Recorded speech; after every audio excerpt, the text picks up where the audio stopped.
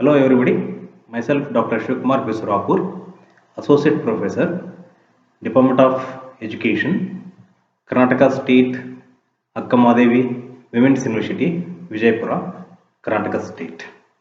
Today we shall discuss CTE 02, the course at Ignou. CTE is the course at Ignou. In that CTE 02, Block 1, we shall discuss regarding teaching strategies. English language teaching strategies.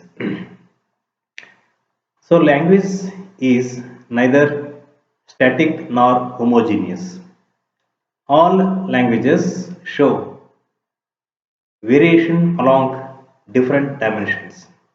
When one talks about the English language or any other language, or when one reads a grammatical description of one language or the other, the impression one gets is the language is a monolithic, homogeneous entity. Languages also vary along other dimensions, for example, social class, sex, education, etc. As a matter of fact, such labels as Chaucer's English, 20th century English, Yorkshire English, Queen's English, Standard British English, Cockney English, etc. are evidence of the fact that rather than being a homogeneous, invariant entity, language is essentially dynamic and variable. Now let us see what is the speech community. It is useful to begin our discussion on how our English language take different dimensions regarding teaching at various levels. And it is also useful to begin our discussion of native varieties of English with the term language community or speech community. The language community is a group of people who regard themselves as using the same language. Various other interesting definitions of language community or speech community are available. But the crucial point is that all members of such a group consider themselves not only as using the same language but also as being born into or born with the same language. Thus, one can speak of the Chinese speech community, the German speech community, the Hindi speech community, the English speech community, and so on and so forth also.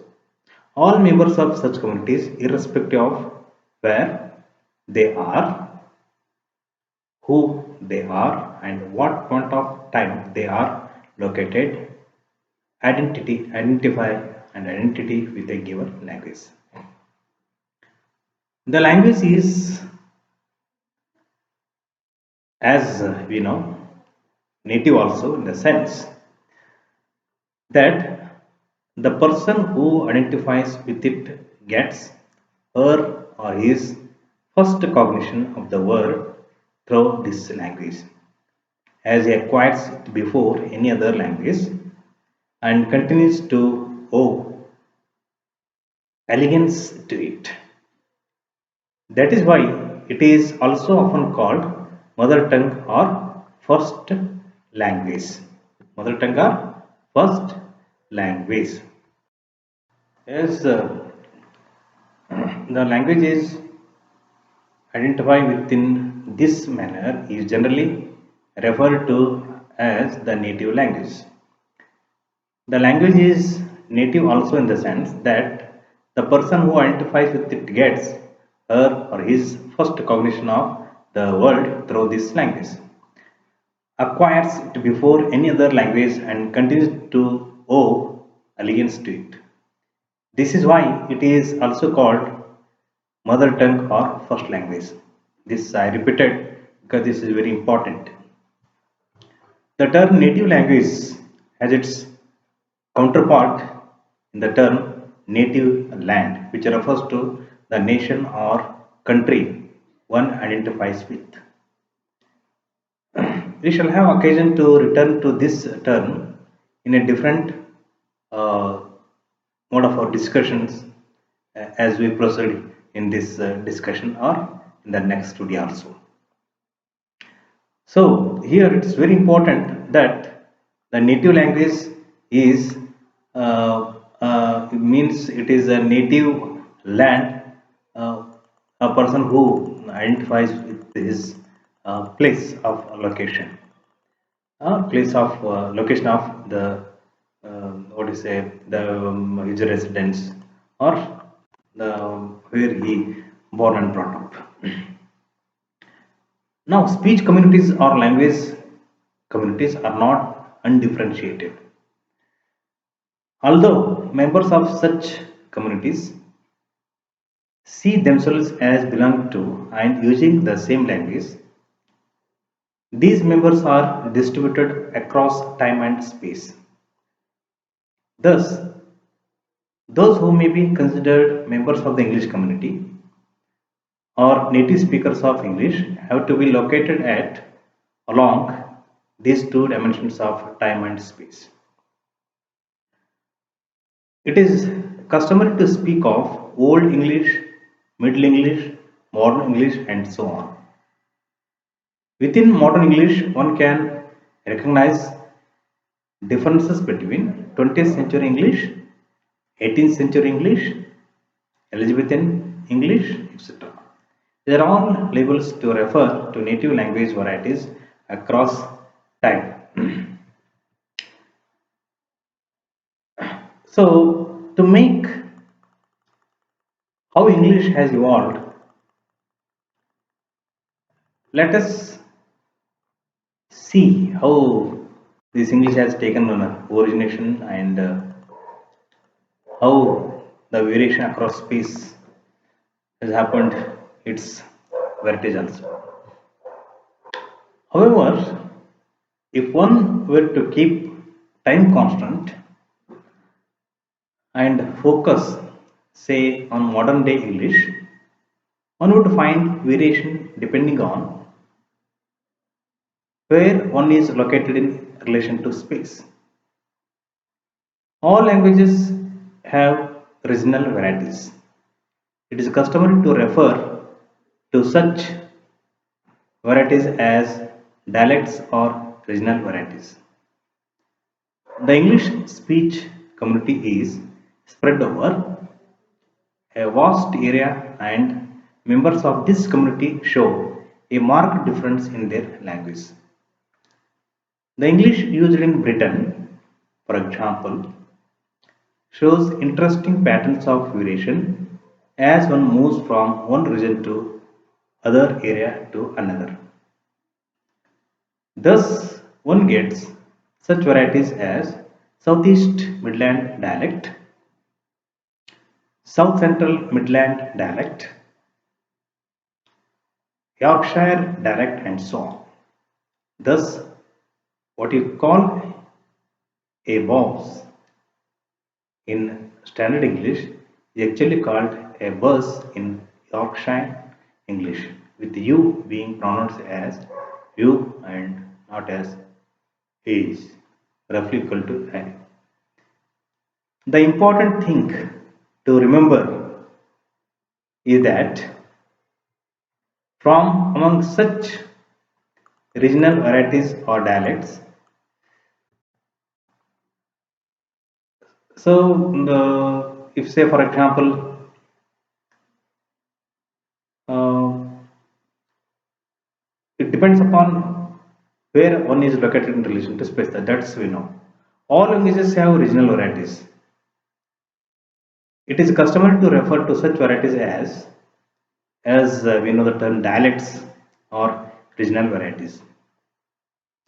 The English speech community is spread over a vast area, and members of this community shows interesting patterns of variation as one moves from one region to area to another. Thus, one gets such varieties as Southeast Midland dialect, South Central Midland dialect, Yorkshire dialect, and so on. So that's why I give an example bus as how this it differed in pronunciation.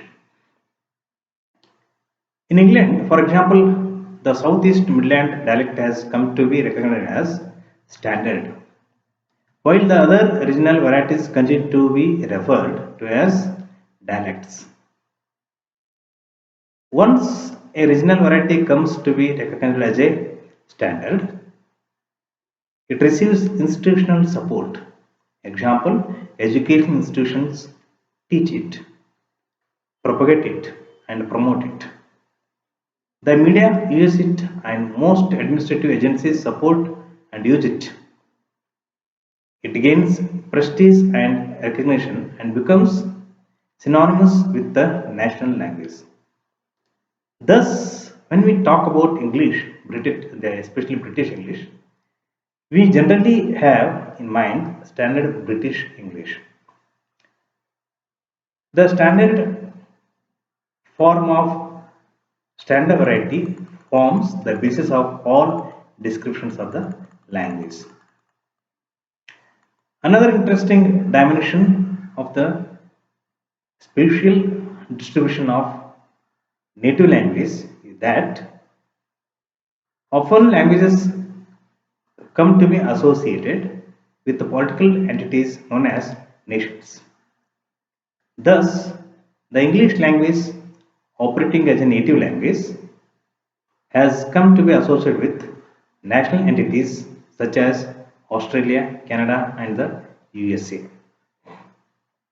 At this level of variation, one can then talk of Australian English, British English, Canadian English, American English, and so on.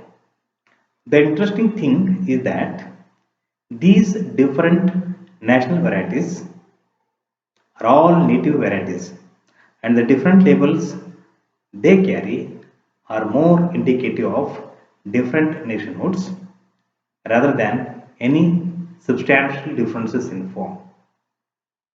Having said that, one must hasten to add that there are differences between American English and British English, or British English and Australian English.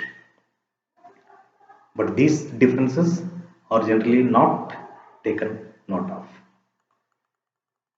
Now, what is dialect and accent? These are very important in our teaching learning strategies. Whether or not one speaks standard English, one will certainly speak with an accent.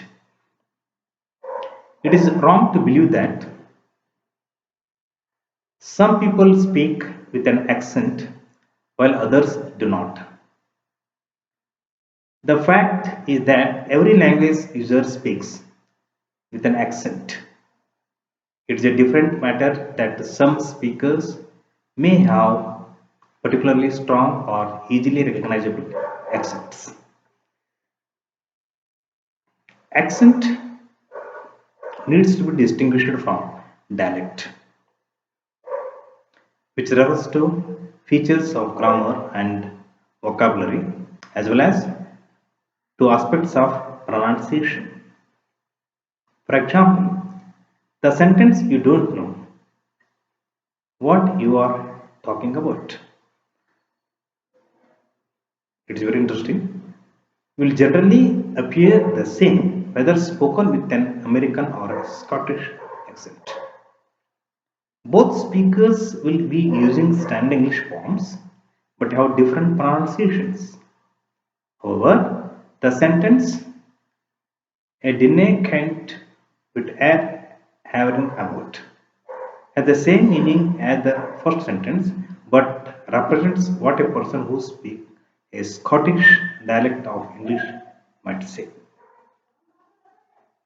There are, as we will notice, differences of pronunciation can have and a different grammatical form, didn't instead of don't.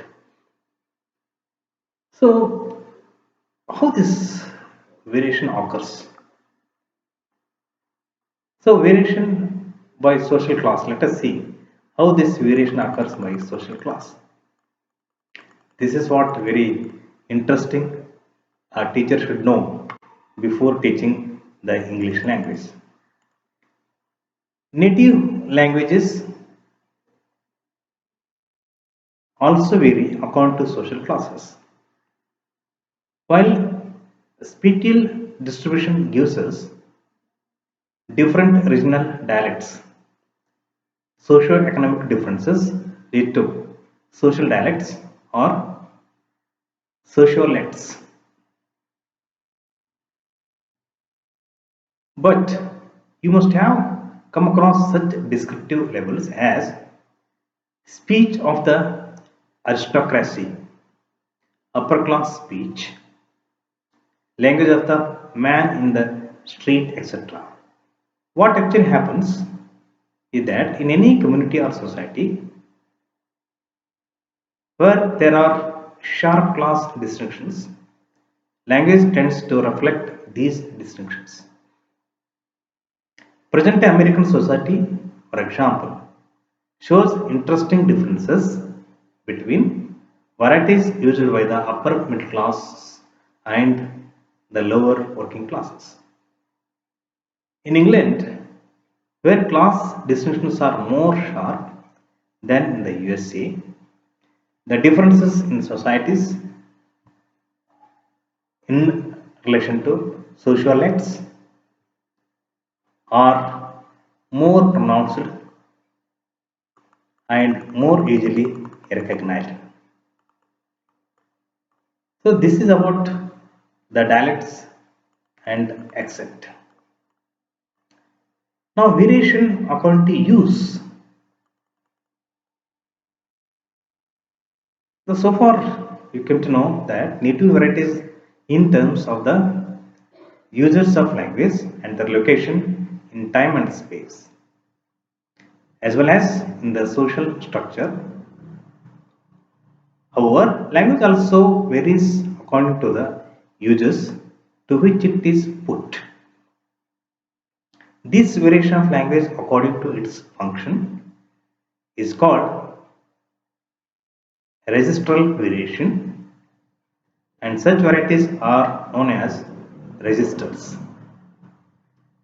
In any given language community, the members use language in a variety of situations for a large variety of purposes and to perform a wide variety of functions. The native speaker, intuitively and by training, is aware of the conventions that govern the appropriate form of language for a particular use or function. This appropriate for is what register refers to. Certain words, word combinations, and grammatical forms are appropriate for one function, while certain other words, other word combinations, and grammatical forms are appropriate for another function. See, for example, we will see certain examples to make it a point very clear. Number one, medical staff strike work. Number two, Kapil ripped through Australian batting. Number three, and their tablespoonfuls of sugar and mix well. All donations are exempt from income tax. Please speak. Next sentence, for necessary action. Next sentence, the use of pigments and subtle shades. And next examples, power, full efficiency and sleek looks. Next one, lower necklines and higher hemlines. Next one, the gas was passed through a vertical glass tube containing potassium phosphate. Now, anyone familiar with English would immediately recognize that examples 1 to 10 belong to different registers. While sentence 1 is clearly a newspaper headline, second one is a part of a report on cricket. Sentence 3 obviously is part of instructions typical of a recipe. And fourth one belongs to an appeal for donations for a charity. Fifth one, it's very interesting that fifth and sixth are typical notings from official files. While sentence seventh one belongs to a comment on the art of painting. Eighth one appears to be part of an advertisement. Sentence 9 belongs to a comment or review of fashions and clothing, while 10 clearly belongs to a chapter on some scientific or industrial process. It is possible to quote any number of sentences or passages to show how language varies according to use. Such language variation is not merely a matter of lexical differences. Registers are marked by different word collocations or combinations and certain grammatical. So, grammatical means grammatical features. By now, it has been recognized that the forms of language vary according to the topic, or we shall say field or subject of discourse. The manner means formal or informal, and whether a discourse is written or spoken, that is mode of discourse.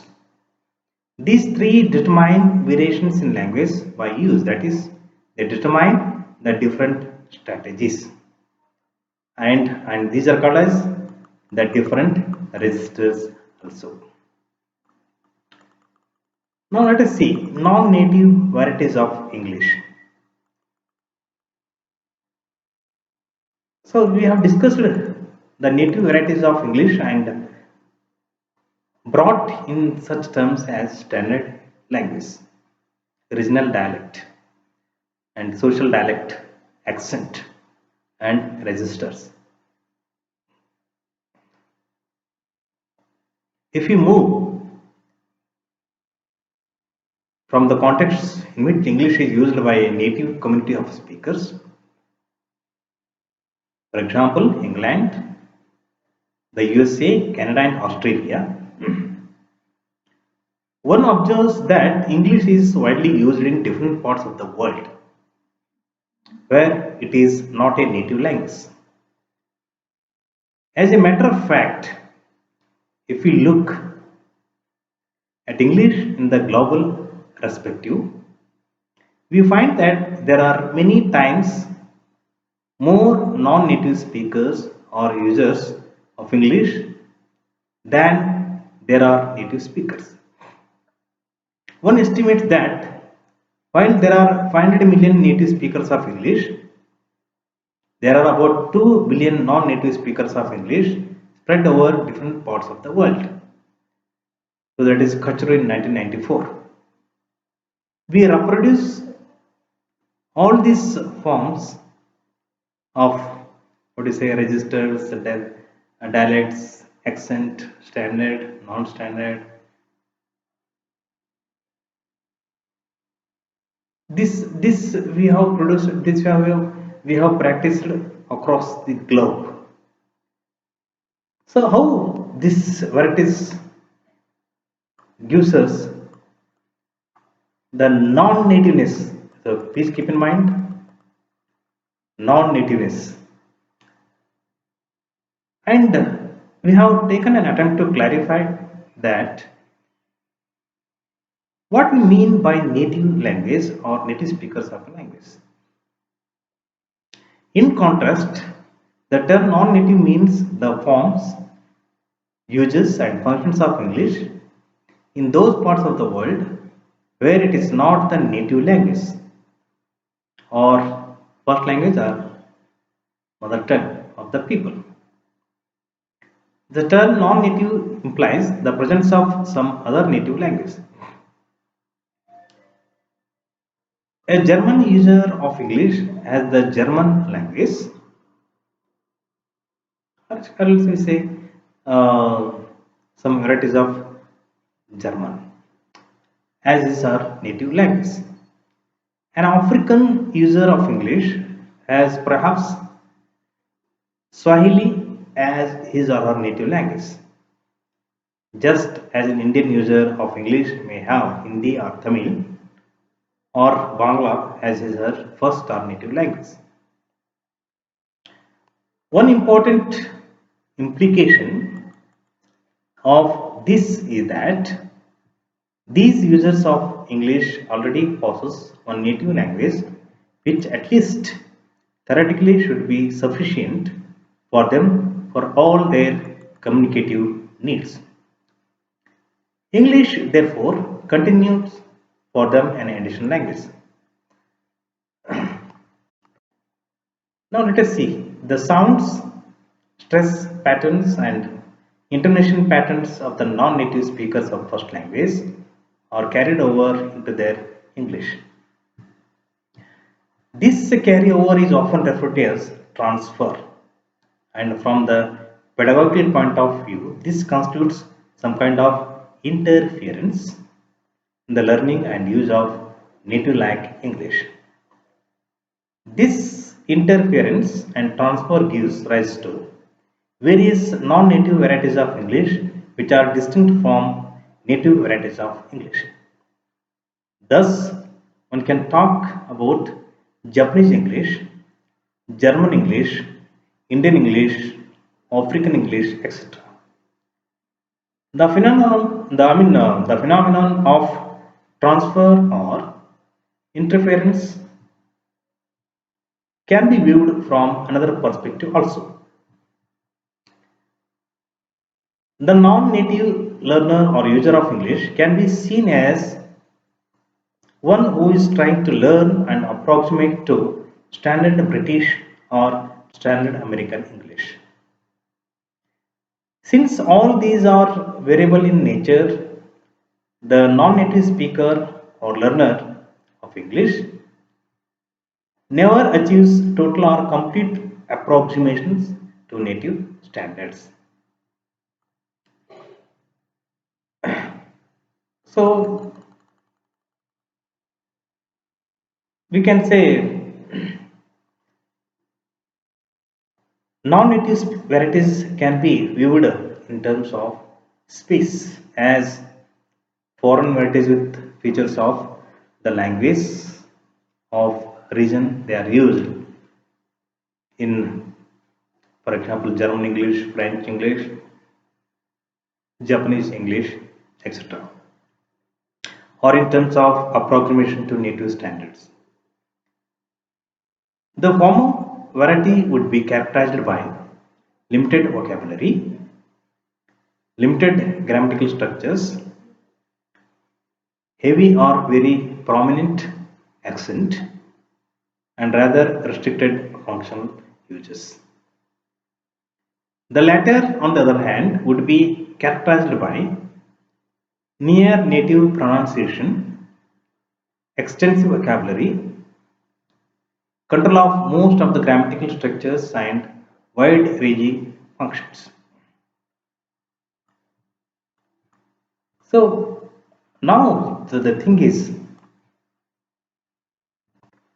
globally, English is perhaps one of the most widely learned and used languages. People in different parts of the world learn and use English. However, there is a marked difference in the roles and non-native varieties of English play in different countries of the world. While in certain parts of the world, English is learned and used as a foreign language. Example, Germany, Russia, Japan, Turkey, to name a few. In certain other parts of the world, English is learned and used as a second language. For example, several countries in South Asia and Africa. The difference between foreign language and second language can be easily appreciated if you consider for a moment the learning and use of German or French or Italian or Spanish in the Indian context, contrasted with the learning and use of English. So, languages such as German, French, Spanish, or Italian are learnt as a part of one's personal enterprise, out of personal choice, aspirations, and ambitions. These languages are foreign not only in that they do not belong to the Indian nation, but more importantly, we call them foreign languages because we learn them for very restricted purpose. So on the other hand, English in India is learned and used as a second language. We call it a second language, not a foreign language, because it has become a part of our national and socio-cultural reality. English as much a part of the Indian linguistic scene as any other Indian language. If you consider our educational setup, our administrative and bureaucratic context, our trade and commerce, our judicial setup, and even our personal communicative needs, we find that the need for English can be discriminated in every sphere. There is a constant social pressure to learn and use English, and our education system is organized and structured to teach English at different stages. We learn not only English but we also learn many subjects through English. Several of our creative writers write in English. When such a situation obtains, it is uh, qualitatively different from that of a foreign language and quantitatively different too because an ever increasing number of people learn and use English. So that is what the how accent, dialects, and standard and non-standard English language, and how we have to use uh, the foreign language. I mean, what nomenclature we have to use. As I told a couple of seconds ago, that we should use second language instead of foreign language. Now coming to the Indianization of English. What is this Indianization of English? So we have discussed so far about the native and non-native speakers of English. Now, the English is taught as a second language in Indian context rather than foreign language. In order to understand the present status and functions of English, it's necessary to go back in time and take a quick look at the history of English in India. This has already been we have discussed in the in our last discussion, that is a couple of seconds ago, the discussion we have discussed. But it is necessary to recapitulate it here, beginning with the establishment of English in India of the East India Company. In our previous video lessons, we came to know that how East India Company has stepped in India. The British came to India as traders in the second half of the 18th century and stayed on as rulers for nearly 2 centuries. During this period, the British gradually introduced the English language and Western education in order to create a class of Indians who could serve the imperial rulers as officials or functionaries, as well as function as a communicative link between the rulers and the masses. The earliest attempts to introduce English, it is very interesting that how East India Company has introduced the English and how English has took place. It's a journey. It's very interesting. The earliest attempts to introduce English in India were made by the missionaries who came primarily for the purpose of religious and moral practicing and preaching rather than for spreading English. Though the laudable goal with which the missionaries came to this subcontinent was the introduction of useful knowledge and of religious and moral improvement. These efforts can be seen as the first exposure that people in India had to the English people and their language. The missionaries' effort culminated in the setting up of Christian institutions in different parts of the Indian subcontinent. This is how English has stepped in India. The second phase of the presence and spread of English in India is identified with two names. Raja Ram, Raja Ram Mohan Roy. I repeat, Raja Ram Mohan Roy and T.V. Macaulay. Raja Ram Mohan Roy led a group of Indians in demanding English education for Indians. I repeat, English India is identified with two names. Raja Ram Mohan Roy and T.B. Macaulay. Raja Ram Mohan Roy led a group of Indians in demanding English education for Indians. This group was convinced that English would be more useful for Indians than Indian languages for academic, socio-economic, scientific and international purposes. The efforts of this group considerably strengthened the hands of Lord Macaulay, whose famous minute was passed in 1835.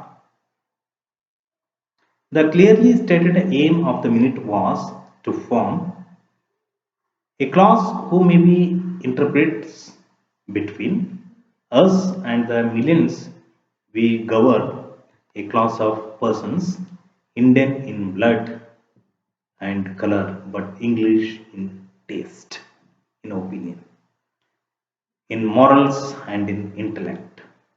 This is what Lord Macaulay has stated. The official approval of the minute began a process that was to produce an ever increasing number of English knowing bilingual Indians.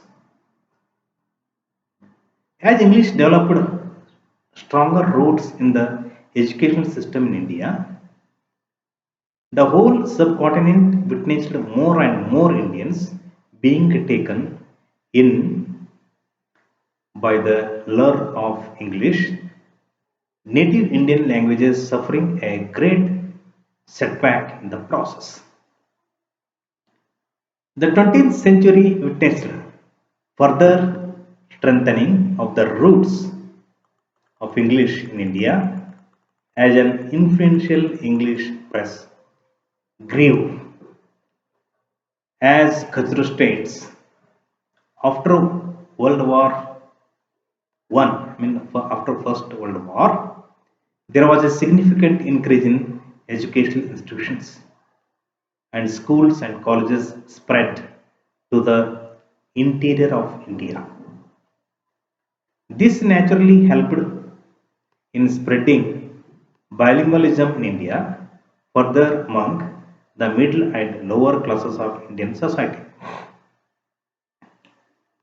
The period since then has seen tremendous increase in English knowing Indians, and even after the British formally left India in 1947, English has continued to gain ground and has become more and more firmly entrenched in the Indian soil. As a matter of fact, since independence, several committees and commissions have, on different occasions, stressed the need to learn English. The government, on its own part, has consistently lent support to English and encouraged the teaching and learning of English. This spread of English has been accompanied by a general perception that English is the language of opportunity, social advancement, prestige, and power. Now, what are the uses and functions of this learning English? Oftenly, we encounter as and when our students lag behind. The spread of English outlined, as we have discussed, accompanied by its increased functionality and use of it in different domains and spheres of Indian life. So, we shall now take a brief, focus on the uses and functions of English. Then, what are the first one? The uses of and for uses and functions of English in education. Even a casual glance at the way our education system is organized and structured will show that English plays a crucial central role in education. Whether a child goes to an English medium school or an Indian language medium school, he or she has to learn English for a period ranging from 6 to 12 years.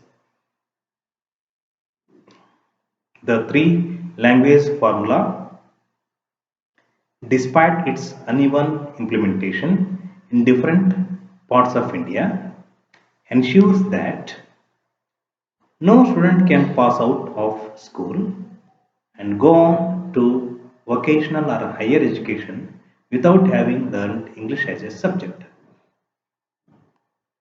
The English medium schools not only impart training in English from class 1 but also teach all subjects through the medium of English. So what means in effect is that education, especially higher and technical education, means knowing English, using English and being proficient in English. Means the English has become a medium of instruction at all streams of education. Now, what are the uses of this language in business and administration? Business and administration, which are the receiving systems that provide gainful employment to educated young men and women, insist on formal training and proficiency in English. Most of the competitive examinations require the candidates to pass a compulsory or qualifying paper in English. Big and mid-level business establishments require aspiring candidates to be fluent in spoken English and proficient in written English. Multinational companies insist on qualifications which can only be acquired by those who are proficient in English. This in turn puts greater pressure on the education system to teach English to more and more peoples. Now, what about the use and functions of language at the judiciary level? This is also very important because we have encountered that English without English we cannot proceed. So because that much of acquaintance with English language we have adhered at all levels of education. The way our judiciary is structured, it is possible to use local Indian languages at the lowest level of panchayats and local courts. However, the moment we move on to the High Court and Supreme Court, we find that English has to be used by the lawyers and the judges.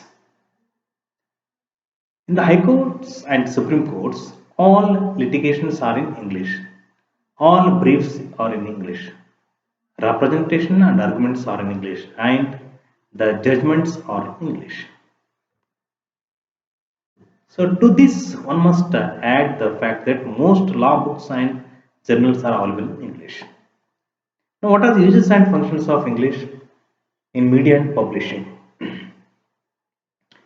The media in India, both print media and electronic media, gives pride of place to English. Music programs, interviews, talks, discussions, news bulletins are regularly broadcast in English. As a matter of fact, one gets the impression that among the educated English knowing Indians, there is a marked preference for printed material in English. This is what the English in media, English use of English and functions in media. Now, what are the uses and functions of English in inter-regional communication? How it benefit? The fact that India is a multilingual country with a large number of mutually unintelligible, prestigious and developed languages tends to encourage people to use English in inter-regional communicative contexts. This is true not only of government and business, where all inter-regional communication is in English, but also of personal interactions wherein people from different regions prefer to use English since they perceive it as a common link language shared by educated persons all over India. This is done not because of animosity or hostility towards any language or region, but simply because English has come to be viewed as the common linguistic bond between linguistically diverse people. Now, intra-regional communication. In this line, what are the uses and functions of English language at intra-regional communication? The use of English in education, administration, business, media, and in inter-regional contexts, as well as the fact that English has come to be associated with educatedness, sophistication, culture, and prestige, encourages people to use English even in situations where a common Indian language is available.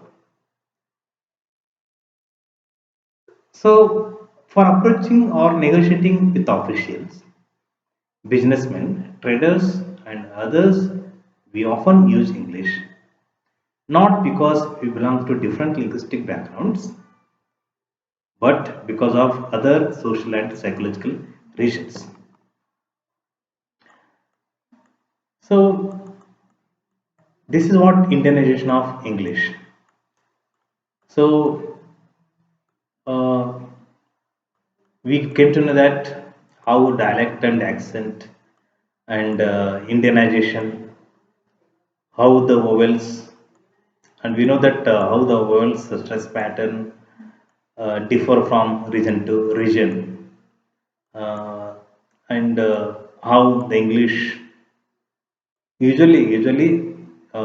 how today we know that how English differs in accent in stress form at different parts of our Indian state only. This we know. Differences in pronunciation, grammar, or word choice within a language.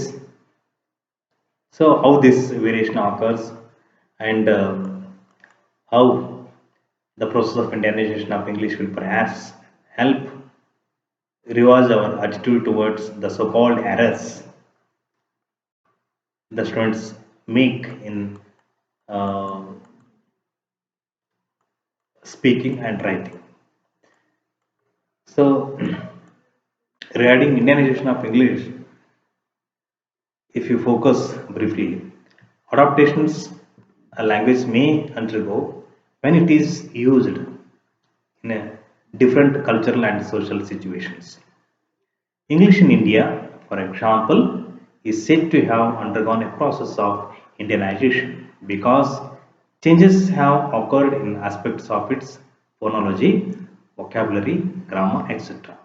So that it is now recognized as a distinct variety of English Indian English. So this is all about Indianization of English that uh, you come to know. Now we came to in our discussion. Now, oftenly, whenever you are speaking English, we encounter certain problems due to the accent and the pronunciation uh, adopted by different speakers at different levels of English. As a teacher of English, it is our duty that we have to use it in a different aspect, in a very strategic way. Most of the learners encounter a problem while learning a foreign language. I mean, we are using it as second language. What are the problems? Why the teachers are not taking care? Where we are failing? Either we are failing or else we are encountering or else we are facing the influence of mother tongue, that we that this is a time night time that you have to think in a very strategic way. For all this, the different forms of accents, why so much hardness we are facing while teaching English as a second language. In our previous discussion, we came to know that the foreign language is somewhat a curve. We have made that learning a foreign language has become a very it is a curve instead of making our students to learn it very interestingly. So why we have made it a standard language? What does it stands for? Whenever a language is used by a large community spread over vast areas, different varieties develop. Out of these varieties, because of social, educational, and historical factors, one variety comes to be recognized, codified, and accepted as standard for a variety of social and political factors. This standard form of language then acquires prestige, comes to be associated with educatedness, and is upheld as a model that has to be followed, cultivated, and cherished. Now, what is the standard form of this Indian language? Why oftenly the learners folk have facing the problems? Among the non-native varieties, most of which grew and spread as a consequence of British colonial expansion, Indian English is the most widely used. As stated is an in earlier discussion, we have in India a large number of people who learn and use English for a wide variety of purposes. This we have come to know in our previous discussion. At this point, one would do well to remember that in the initial stages of the arrival and spread of English in India, standard British English was the model to be followed, the norm to be upheld, and the pedagogical ideal to be pursued and emulated. But as English spread all over India, and as more and more Indians with different Indian languages as their respective first language began to learn and use English in the Indian socio-cultural context, Indian English drifted away from standard British English. So this driftness has made changes in our communicative English. Despite a general argument and agreement about the currency and acceptance of standard English, adequate descriptions of this variety are not available, especially in Indian context. While any number of grammars and dictionaries of standard British English and standard American English are available, the same cannot be said about standard Indian errors. What is available is an assortment of descriptions of fragments of standard Indian errors, some dealing with the sound patterns of standard Indian errors and others dealing with certain grammatical constructions, lexical features, and stylistic innovations. that we always facing. Uh, the claim of bilingualism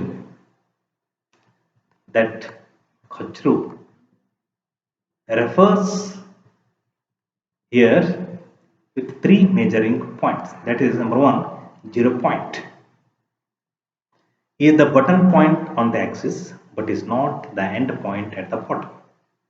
Example, Babu English, Butler English, Kitchen English. Number two, central point indicates the adequate competence in one or more registers of Indian errors, that is, speakers who use English effectively for social control, Indian civil servants, English teachers, etc. Third one, ambilingual point covers those who have native like competence in English, or else those who few Indians who have competence in standard British or standard American English. As must be obviously by now, the claim of bilingualism is linked with the degrees of inferences transfer from first language in the learning of, from first language in the learning of second language. Thus, the most inferences there is in the person's English, the lower he or she ranks on the climb. Thus, while both agree about the uses of, uh, if you say the standard Indian creative writers in English, uh, so as we place them somewhere near the central point of the climb, Kachru attributes the deviations one finds in standard Indian errors to bilingual creativity and systolic innovativeness. On the other hand, Verma looks at standard Indian errors from the perspective of dialectical variation. He claims that standard Indian errors is systematically different from standard British or standard American English. Thus, certain typical standard English, English errors constructions are part of the system and differ from native standard varieties either due to imperfect understanding on the part of the learners or due to inference or interference or transfer from first language. So this is how the English is making.